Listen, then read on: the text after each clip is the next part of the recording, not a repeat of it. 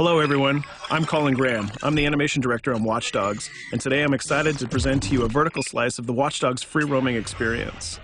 So actually, this is not a mission. Everything we're going to showcase today is completely systemic, and we're free to do as we please. We start off in the wards, the low-income district of our interpretation of Chicago. When creating the world of Watch Dogs, we wanted to stay true to the city and give a unique flavor to each and every neighborhood, not only in terms of the architecture, but also in terms of the people that you'll encounter and what is happening in their day-to-day lives.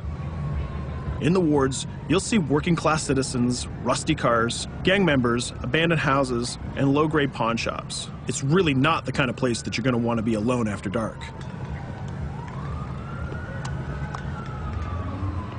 Nowadays, modern cities are increasingly managed by software, controlling traffic lights, electricity grids, and surveillance systems. In our version of Chicago, this management software is called CTOS, or the Central Operating System. The CTOS controls everything in the city, and it was created by the Bloom Corporation. Since the CTOS has been installed in Chicago, people get to work faster, the crime rate has dropped, and the communication networks are now more accessible and stable than they ever were before.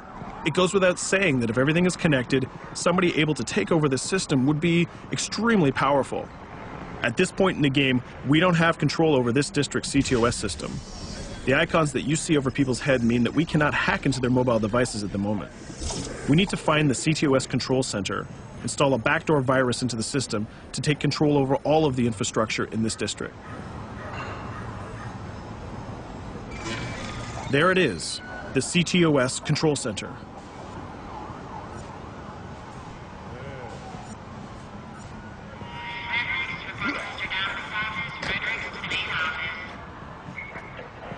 You're walking someplace you got no business. It's heavily guarded.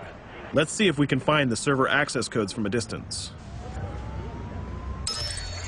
With cameras, we can explore restricted areas without being spotted, tag different guards, and access details on their lives. What the hell is she doing with that weasel motherfucker? It seems that Bloom employees all have a sort of shady past. There it is, the access code to the server room. Unfortunately, we can't access the server via the cameras. We need to sneak inside. One thing that was really important to us when we designed Watch Dogs was to fully support different player styles. Every situation in the game can be tackled the way the player sees fit. In this situation, we can go all out guns blazing, completely stealth without the guards ever seeing us, or we can hack from a distance without ever setting foot inside the restricted area. Let's hack this forklift. Aiden can use the environment to distract and lure guards. Pretty much anything you hack has multiple functions. So, for example, you could use this forklift to access the roof, or you could use it to create cover. Hacking in Watch Dogs is all about player expression. Let's set an improvised explosive device so we can hack it a little bit later.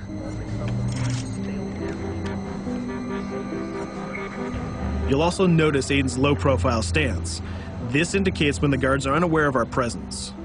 We'll try to reach the upper level of the building to see if we can gain a vantage point over our opponents. Everything in the environment can be hacked, so we're going to make some dynamic cover. That's how you spend a day off. Some quality meat. We'll use this forklift to lure the guard towards our IED that we set earlier. Let's see how this plan unfolds. You're working them.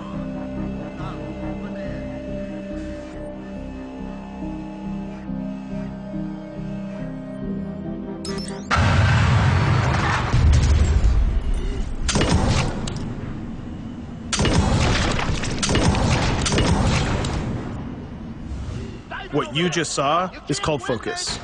It represents Aiden's analysis capabilities and his quick reflexes. This gives the player more time to combine core game mechanics together, such as shooting, hacking, and driving, in order to handle more complicated situations.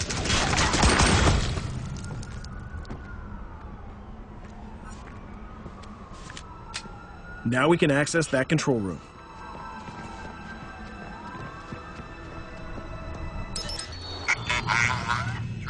Drop 2, 5.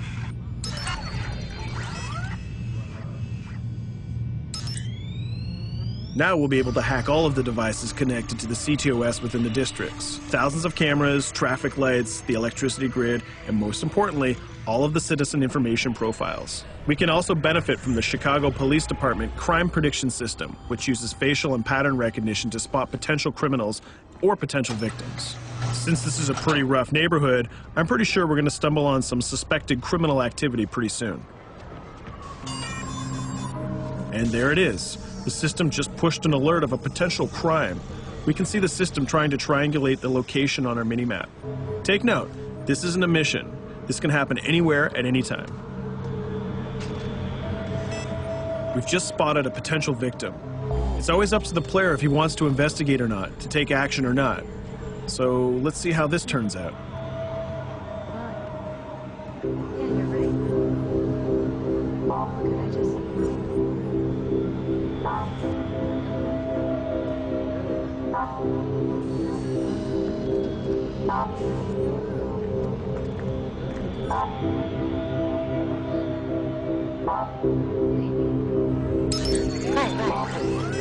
You think you're leaving me, huh? Jesus, I told you to stay away from me! You belong to me now, get it? You better leave or I'll call the cops! I'll fucking kill you, goddammit! Get off! Yo! That was close. Good thing that we intervened. We managed to prevent the crime, but we triggered a chase. From here, the criminal's behavior is unpredictable. He can try to get away, shoot back at us, surrender, or call for backup.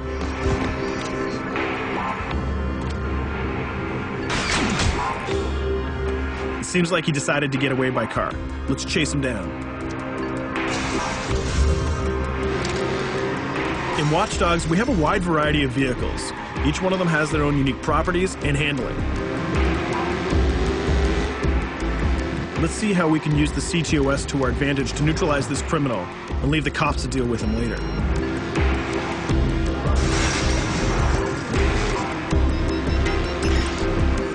The chase stops right here. Using the blockers usually reserved for the cops during interventions, we managed to stop this criminal without killing him.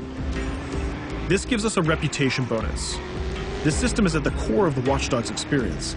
Depending on how we handle different situations in the game, the media and the citizens will have a different perception of our hero, whether he is a true vigilante or a reckless criminal. This will have repercussions throughout the game. Now, let's head for the Loop, the historical district of Chicago, where you're going to find the most iconic buildings in the city.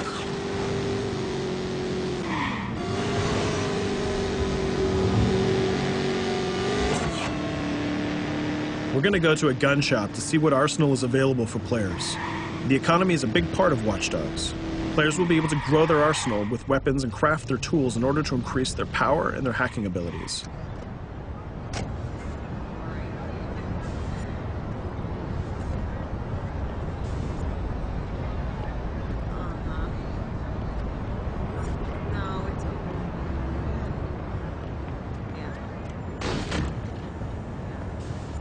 You will find all of the weapons that you would expect in a traditional shooter. Pistols, assault rifles, guns, sniper rifles, and grenade launchers, just to name a few. A lot of bullets were fired in our last encounter with the CTOS guards. Let's stock up on some more ammo. Finding everything.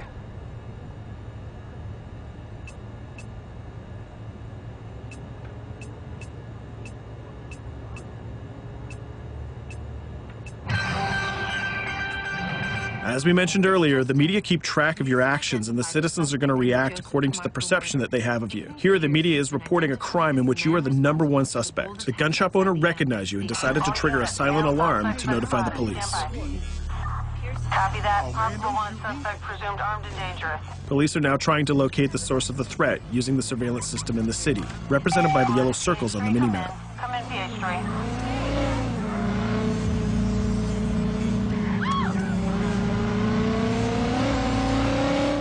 Aiden is able to stall their efforts by hacking into their communication systems while avoiding the scanning areas.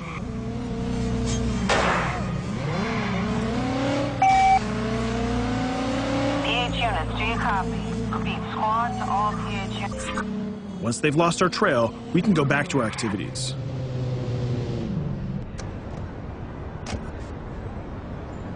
One thing that Bloom did to win over the population of Chicago with the CTOS project was to install free Wi-Fi hotspots throughout the city.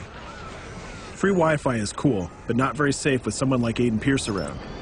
Hacking into this box is going to give us access to every device that's connected to it. So let's see where that brings us.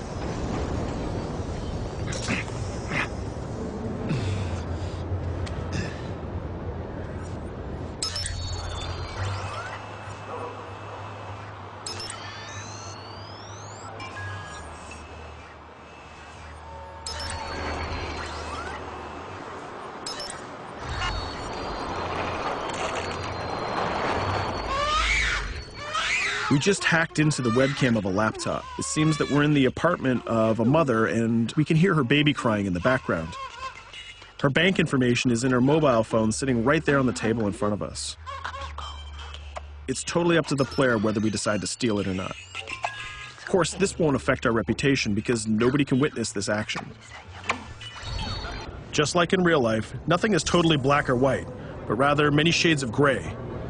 This is exactly the situation where we want the player to question his own morality.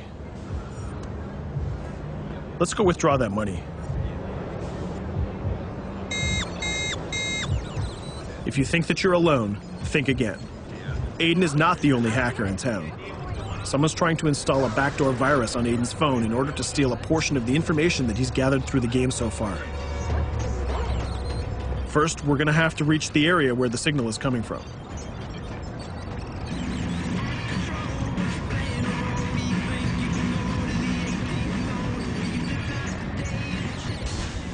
Using our profiler, we're going to try to identify the hacker before the installation finishes.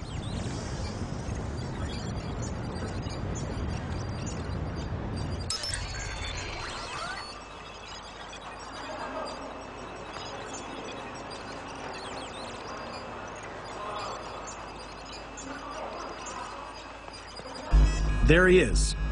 In Watch Dogs, things aren't always what they seem to be. This is actually another player that seamlessly came into our single-player experience. Let's not let him get away with this. We're going to teach this guy a lesson.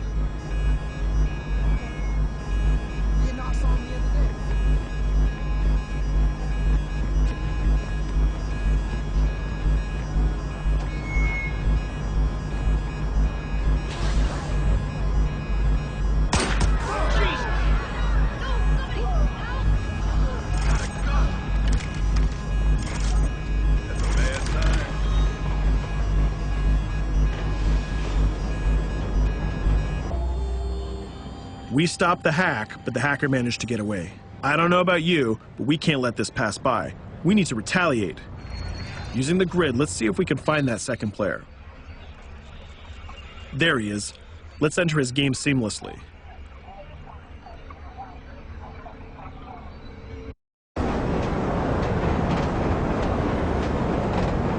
The second player is not yet aware of our presence. If we act carefully, he might think that we're one of the many NPCs in the city.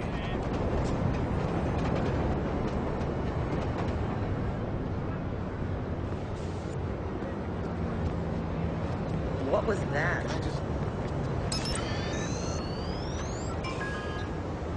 So let's find a place to hide and start hacking. What's going on?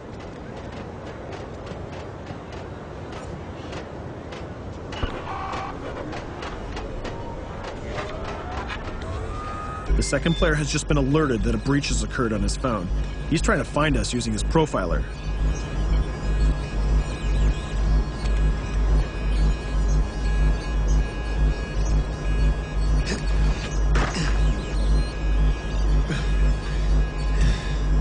He's dangerously close. Let's hide in the car. We're spotted. Let's get out of there.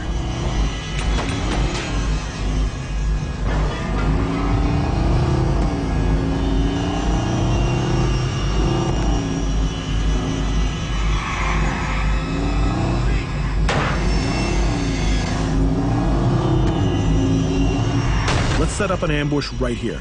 By dragging the other player back here into the alley, we make sure that no civilians get hurt during the firefight.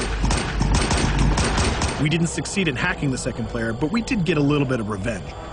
So that's what we have time for today. We hope you enjoyed our quick gameplay session. Stay tuned for more about Watch Dogs.